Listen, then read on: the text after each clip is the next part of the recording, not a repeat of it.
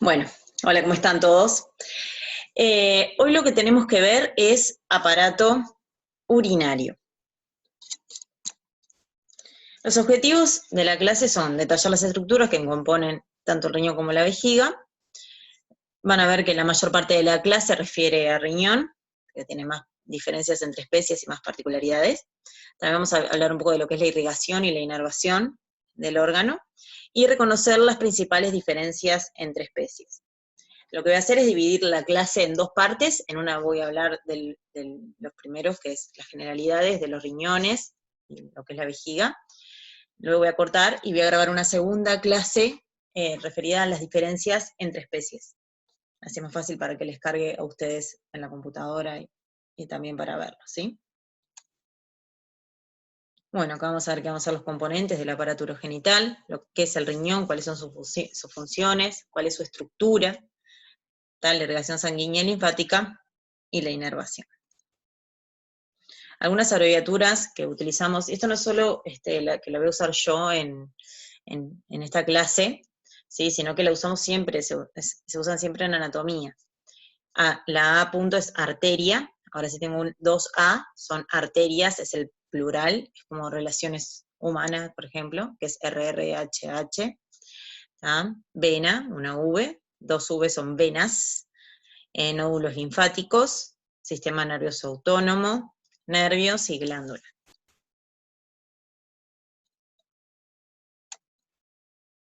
Bueno, el aparato urogenital está compuesto por lo que es el aparato urinario y el aparato genital. Ambos están relacionados, ¿sí? El aparato urinario se encarga más que nada de la producción y la secreción de la orina, y el aparato genital participa en la reproducción. Vamos a ver que en muchas oportunidades están vinculados, ¿sí?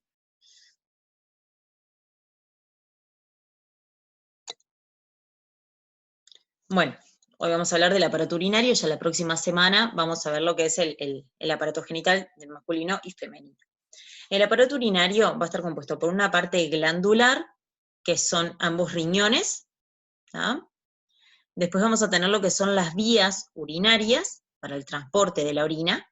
Vamos a tener dos uréteres, uno en cada riñón, una única vejiga urinaria que almacena la orina, y la uretra, que es única, ¿tá? Que va a llevar la orina hacia el exterior. Vamos a ver que vamos a tener una diferencia en lo que es macho de lo que es hembra en la desembocadura de la uretra. Bueno, ¿qué son los riñones? Bueno, los riñones son órganos que van a secretar la orina, son glándulas, ¿tá? Son mixtas, o sea, tienen una función endocrina y una función exocrina, como pasaba, por ejemplo, con el páncreas. Son voluminosas, como les dije, son pares, una derecha y otra izquierda.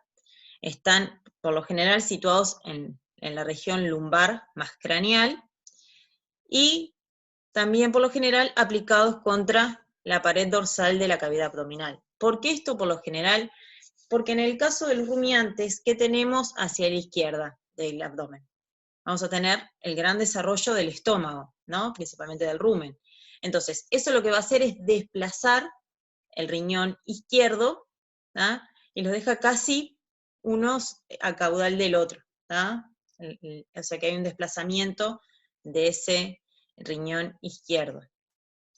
Y ese riñón izquierdo, en los rumiantes es más péndulo, o sea, no está tan adherido a lo que es la pared dorsal del abdomen. Como les mencioné hoy, pero se los voy a decir solo muy, muy por arriba, esto es más fisiológico. Vamos a tener una función exocrina, que es la secreción y la excreción de la orina, y después vamos a tener la función endocrina, por ejemplo, la secreción de eritropoyetina, de renina, de prostaglandinas, ¿tá? Que todo esto nos va a ayudar a regular lo que es el medio interno.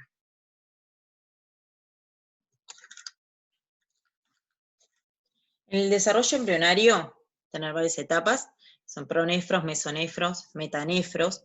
El metanefros ya es el riñón que tenemos nosotros, o los mamíferos, que es el más desarrollado, con una vejiga bien desarrollada, y los conductos.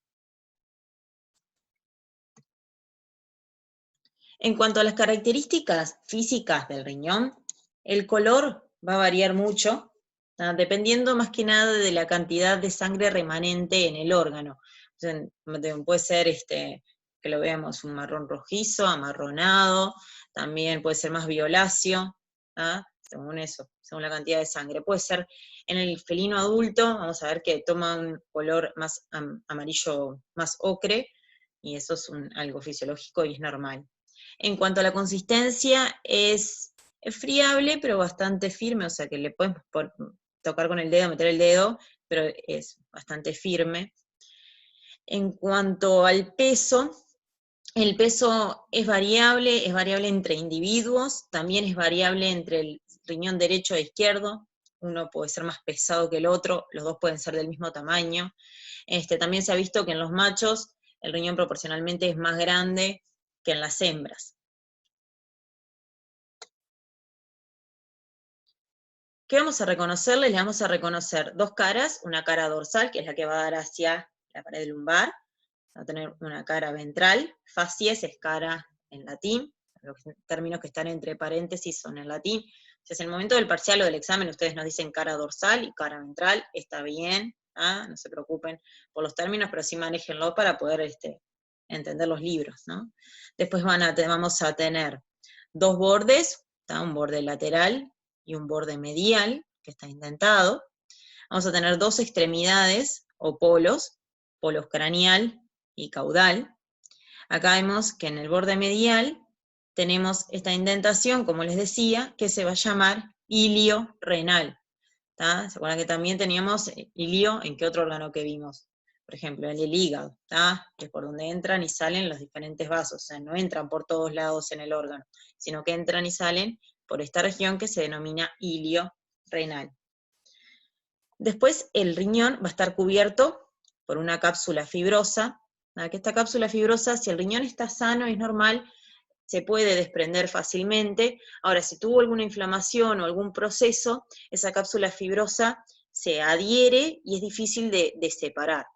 Esta cápsula fibrosa también hace que el riñón, la masa del riñón esté contenida, y si llega a existir, por ejemplo, un tumor, no tiene la capacidad de expandirse y de extenderse, sino que va a entrar a comprimir el tejido del riñón, y entonces la capacidad funcional de este órgano se va a ver reducida.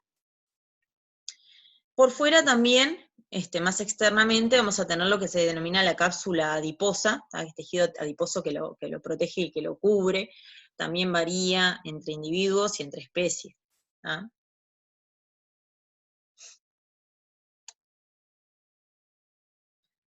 Ahora, ¿cómo está conformado internamente el riñón? Si observamos el riñón más típico que conocemos, puede ser un perro en este caso, pero puede ser un ovino, vamos a ver una corteza externa, esto que se ve de color más claro, y una médula interna. ¿Sí? Tenemos una corteza externa y una médula interna. Acá al observar un riñón de un bovino, ¿qué vemos?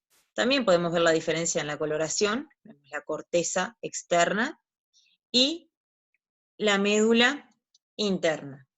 Pero no son iguales los riñones, porque ¿qué pasa?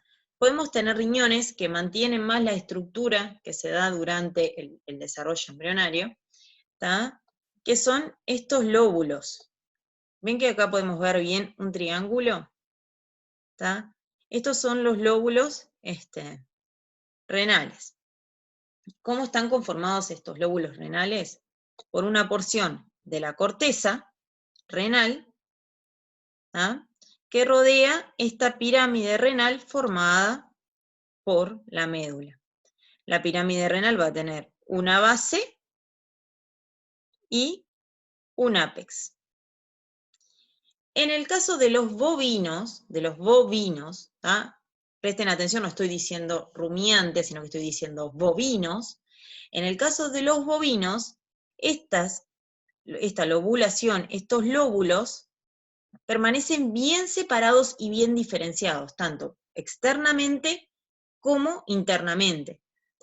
Si ustedes, voy a poner la imagen anterior, si ustedes miran un riñón de bovino por fuera, pueden ver claramente los lóbulos todos separaditos, unos 20 lóbulos más o menos, ¿tá? Todos separaditos. Ahora, si miramos estos riñones, acá vemos que durante el desarrollo lo que ocurre es que hay una unión, ¿tá? Entonces, externamente yo no puedo diferenciar los lóbulos. Y ahora vamos a ver que eso nos va a ayudar en lo que es la clasificación. Vamos de nuevo, si miramos el bovino, les dije, externamente podemos apreciar la lobulación, e internamente también. Yo puedo ver cada lóbulo, puedo ver cada pirámide. Ahora, en estos riñones, que les dije, por ejemplo, ahora vemos un perro, ¿ah? Por fuera, externamente, se unían todos esos lóbulos, y no podemos diferenciarlos. E internamente, en el caso del perro, pasa lo mismo, se unen todos y tampoco podemos diferenciarlos claramente. ¿Ah? Pero sí se notan lo que es la corteza y la médula. Ahora, todas estas pequeñas papilas, estos extremos, al unirse, forman una estructura que se denomina cresta renal. ¿Bien? Estas papilas, en lugar de quedar todas separadas, ven como vemos acá, acá, acá, esas papilas, en lugar de estar diferenciadas y separadas, se unen en una única estructura que se denomina cresta renal. Aunque no la veamos, la lobulación existió, ya les dije, lo que se van fusionando es durante el desarrollo, y hay algunas cosas como los vasos sanguíneos que permanecen dividiendo un lóbulo del otro que nos permiten poder llegar a distinguir un lóbulo del otro.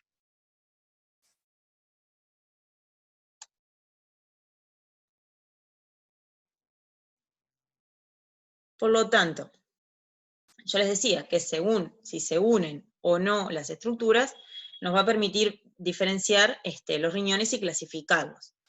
Podemos tener riñones como pasa en los bovinos, que se acuerdan que por fuera tenemos todos los lóbulos y por dentro también podemos diferenciar todos los lóbulos separados. Entonces, esos son riñones multipapilares. Veo todas las papilas y todos los lóbulos por fuera y por dentro. Externa e internamente están divididos, son multipapilares o multilobulares.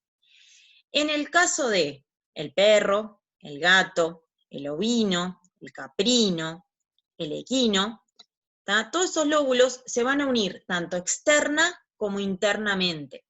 Entonces, decimos que los riñones son unipapilares o unilobulares, se unen externa e internamente. ¿Quién nos queda? El suino. ¿Qué pasa con el suino? El suino es igual a nuestro riñón, es el riñón más parecido al nuestro, por eso se usa mucho para la medicina humana, para hacer investigaciones. ¿Y qué tenemos? Externamente, el riñón, o sea, el riñón de los suinos externamente está todo unido.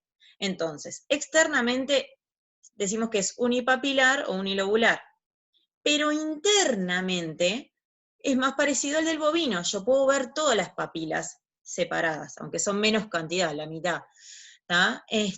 Yo puedo ver las papilas o los lóbulos separados, entonces, externamente son unipapilares, pero internamente son multipapilares.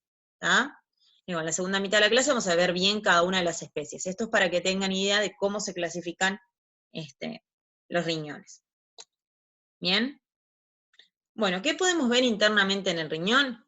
Yo se los voy a mencionar muy por arriba, esto es histología pura, así que lo van a ver bien con ellos. Vamos a tener, como les dije, en la corteza y la médula. En cada una de estas regiones vamos a tener estructuras muy diferentes.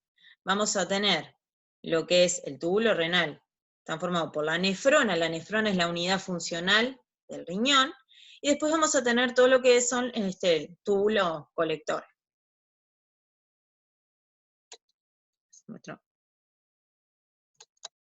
poquito más. Acá tenemos lo que es la corteza, y acá tendríamos lo que es la médula. Esperen, les voy a mostrar acá. ¿Ven estas estructuras redondeadas que las podemos ver acá? Y acá les muestro la representación. Esto es el corpúsculo renal, el corpúsculo renal que va a estar formado por el glomérulo, más la cápsula. El corpúsculo renal lo vamos a encontrar, ¿dónde? En la corteza, ¿tá? En algunos riñones se puede llegar a ver macroscópicamente, con una buena vista se puede llegar a ver macroscópicamente, pero ya les digo, ustedes en histología lo van a poder ver más claramente. Y después ya vamos a tener los túbulos que van a introducirse principalmente hacia la corteza. Y acá vamos a tener el túbulo colector, que es el que va a ir recibiendo la orina de los distintos conductos, ¿sí? Para luego llevar la orina hacia el extremo de la papila, pues esto sería, por ejemplo, un lóbulo renal, ¿sí? Al extremo de la papila va a llevar la orina, ahora vamos a ver a dónde. Acá vamos a tener, en este túbulo vamos a tener pequeños orificios, que se llama el área cribosa, ¿tá? Esos pequeños orificios que van a llevar la orina, ¿tá? Sí, siempre digo ta. Bueno, vamos a ver de a poco a dónde va esa orina que se fue formando, ¿tá? Entonces se empezó a formar por la filtración de la sangre, ¿en dónde? Ahí en esos corpúsculos que hemos visto, después se empezó a transportar hacia los túbulos, ¿bien? Y desde los túbulos se va a colectar. En los túbulos se produce mucho también lo que es la reabsorción de agua. ¿Qué podemos ver acá? Si miramos en esta estructura, tenemos lo que se denomina el seno renal. ¿Qué es el seno renal? El seno renal es una cavidad, o sea, es un espacio, ¿tá? Aplanado y alargado en el mismo sentido que el riñón. ¿Qué aloja? Aloja una estructura muy importante que es la pelvis renal. La pelvis renal es quien va a recolectar la orina, ¿tá? Es ese espacio que está en esta zona, que va a recolectar la orina que viene por los conductos papilares y los túbulos colectores. ¿Bien? Además de alojar la pelvis renal, aloja los principales vasos y nervios. Y alrededor de esa zona, para darle sostén y protección, hay un tejido conectivo laxo más o menos graso.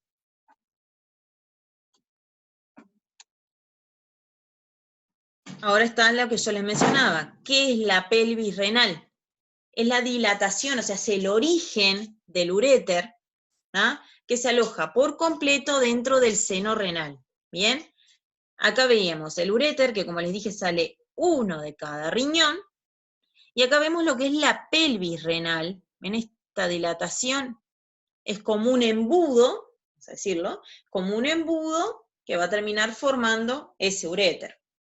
Tenemos pequeños recesos de la pelvis, ¿tá? En este caso, por ejemplo, en el perro, tenemos estos pequeños recesos de la pelvis que se van a meter entre los lóbulos. Bueno, vamos a ver que en realidad dependiendo del ambiente donde vive el animal, va a ser el distinto desarrollo del riñón. No voy a meterme en esto mucho, pero bueno, en el caso de los ambientes áridos, como los desiertos, vamos a tener unas papilas muy desarrolladas, necesitamos reabsorber muchísima cantidad de agua, tratamos de no perderla, ¿tá? Los animales para poder sobrevivir necesitan aprovechar al máximo, necesitan concentrar mucho la orina, por lo tanto tiene unos túbulos amplios, tiene una médula renal amplia y bien desarrollada. En cuanto a la topografía y relaciones, les voy a mencionar algo por arriba, pero luego más adelante vamos a verlo bien, en profundidad, lo que es la topografía, o sea, dónde está el órgano. Los riñones tienen su desarrollo cerca de la región sacra y van migrando hasta su posición final, que es en la región lumbar craneal, por lo general al lado y otro de la columna, que es donde corren también los grandes vasos sanguíneos, que son la arteria aorta y la vena cava caudal. ¿Tá? Como les dije, hoy están envueltos en tejido conjuntivo. Hay muchas diferencias en lo que es la posición del riñón según las especies. Por lo general, el riñón derecho va a contactar con el proceso caudado del hígado, pero no pasa así en el suino. En el suino están los dos riñones prácticamente a la misma altura, no hay uno más craneal que el otro. Pero en la mayoría de las especies el riñón derecho es más craneal y se aloja bien pegadito al hígado. La topografía no es tan fija, porque con la respiración pueden llegar a moverse un poquito de sector y de lugar. ¿Dónde están fijados? Bueno, los riñones están fijados en dos fosas, como les dije, a los lados de la columna, a nivel lumbar. Están protegidos por fascias, van a tener esa cápsula adiposa, podemos verlo acá, ven todo este tejido adiposo que lo protege. Después van a estar unidos, o sea, a ver, el riñón necesita muchísima sangre. El único órgano que podemos asimilarlo en cantidad de sangre que necesita para funcionar es el pulmón. Tanto el riñón como el pulmón necesitan muchísima sangre para poder producir y realizar su función. Entonces tiene una unión vasculonerviosa bastante importante y amplia que ayuda a mantenerlos en posición también. Luego la presión de otras vísceras también ayuda a mantenerlos en su lugar. No tienen algo tan fijo que los sujete, sino que van a estar entonces alojados en esa fosa. A su vez la cápsula adiposa va a ayudarlos a mantenerse en posición. La unión con esos vasos sanguíneos y la presión de otras vísceras los mantienen en posición.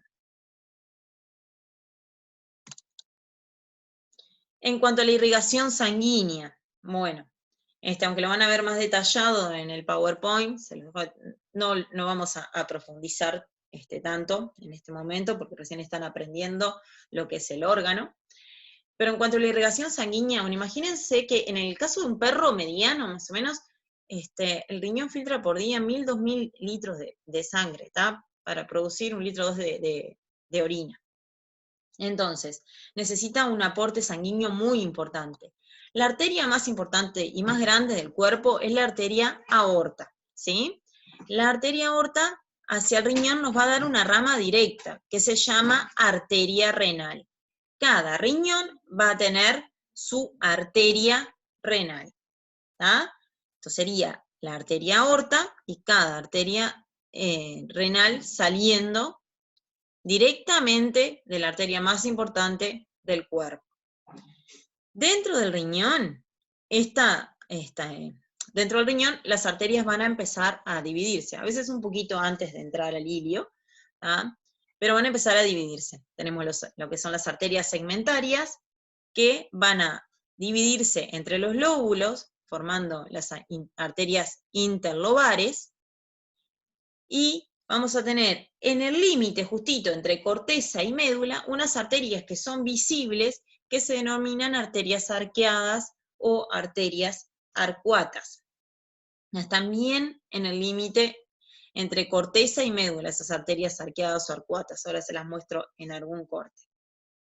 A su vez, esas arterias arqueadas van a ir dando diferentes ramas y arteriolas, no sé si, bueno, ya lo vieron, pero bueno, dentro del glomérulo vamos a tener arteriolas aferentes y eferentes, no venas, sino que llegan por arteriolas y se va por arteriolas en la sangre.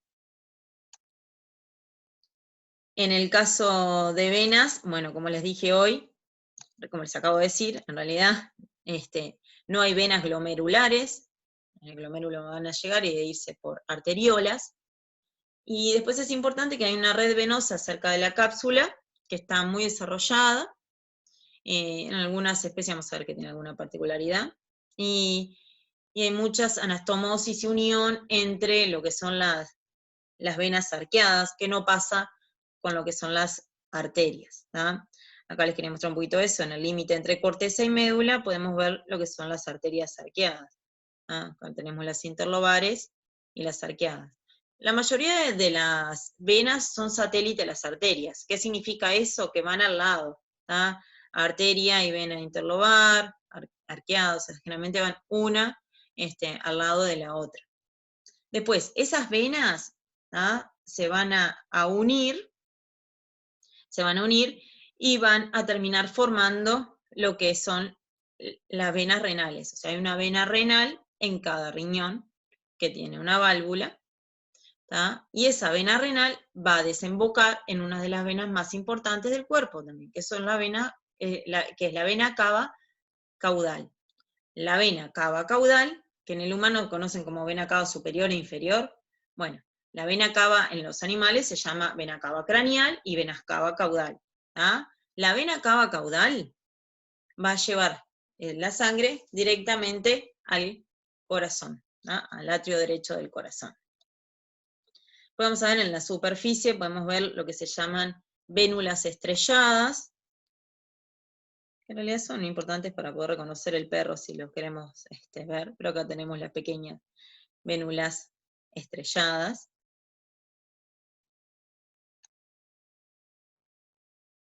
Y en cuanto a la irrigación linfática, acuérdense que nosotros los órganos no solo tienen irrigación de sangre, sino que tenemos irrigación linfática, la linfa, a dónde es llevada, si hay una infección en la región, dónde la detectamos. Acuérdense que en lo que es la linfa van a estar los soldaditos del cuerpo, que van a estar avisándole al organismo que hay que defenderse, de quién hay que defenderse. Entonces vamos a tener una inflamación en esa zona para activar los mecanismos de defensa. Entonces, tenemos nódulos linfáticos a nivel renal, a nivel lumboaórtico, vamos a tener un drenaje a los nódulos linfáticos celíacos y a los nódulos linfáticos ilíacos, que son un poquito más caudales, o sea que abarcan, drenan hacia muchos de los linfáticos de la zona, ¿sí? En cuanto a la inervación, como les mencioné antes, en otro teórico, tenemos inervación del sistema nervioso autónomo, simpático y parasimpático, porque siempre están uno regulando al otro, cuando uno estimula, el otro inhibe. ¿Y de dónde van a venir esos nervios? Vienen del plexo celíaco, de los nervios esplácnicos y de los nervios hipogástricos.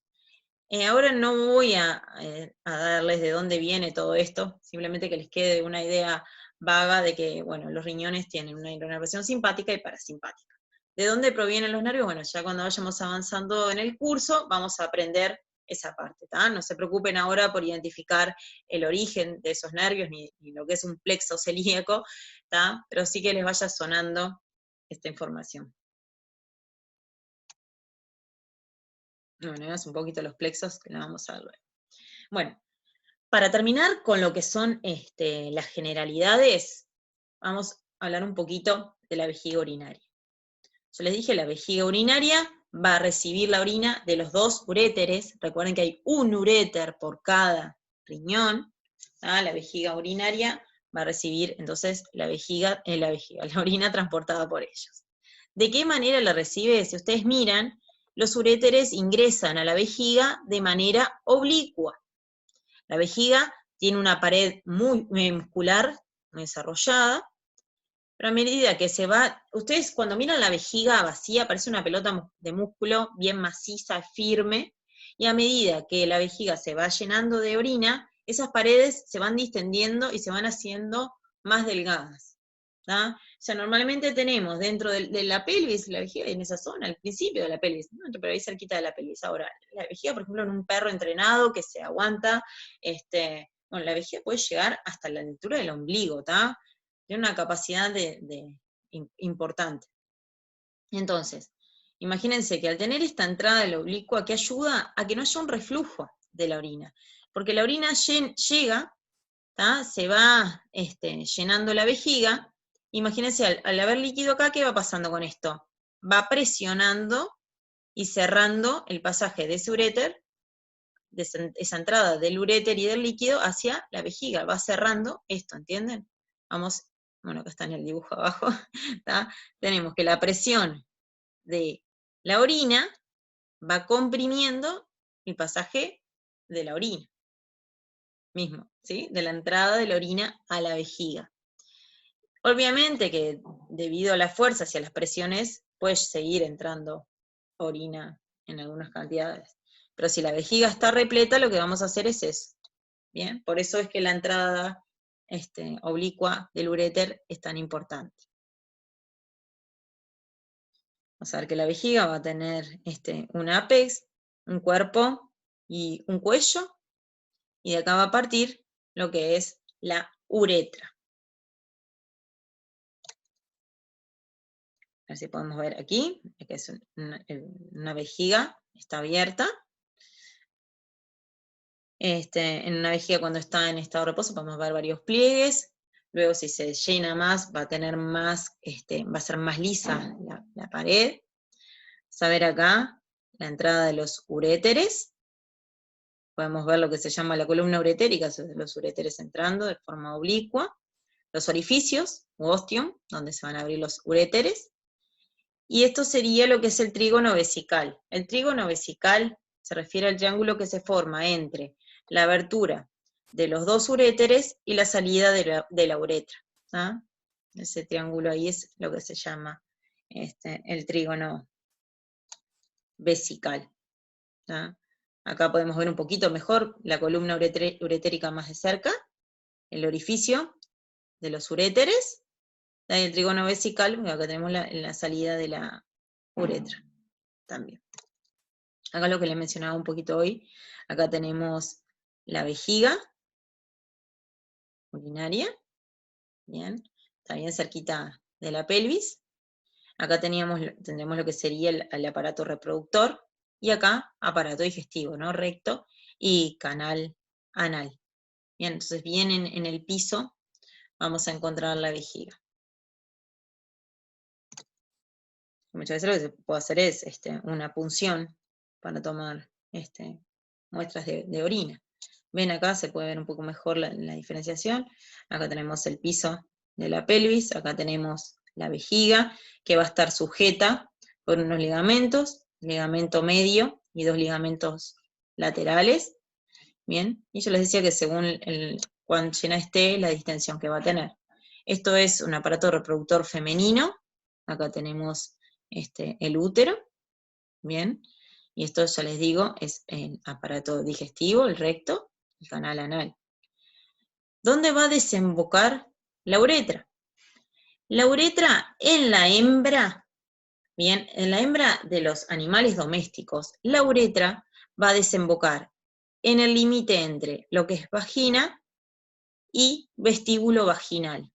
Por lo tanto, la última porción del aparato reproductor femenino es compartida, es reproductiva y urinaria. No como las mujeres, porque las mujeres tenemos un orificio para la salida de la orina y el otro orificio que va hacia el aparato reproductor. ¿Ah? En el caso de los animales, se une antes de la desembocadura, entonces esta última porción es compartida.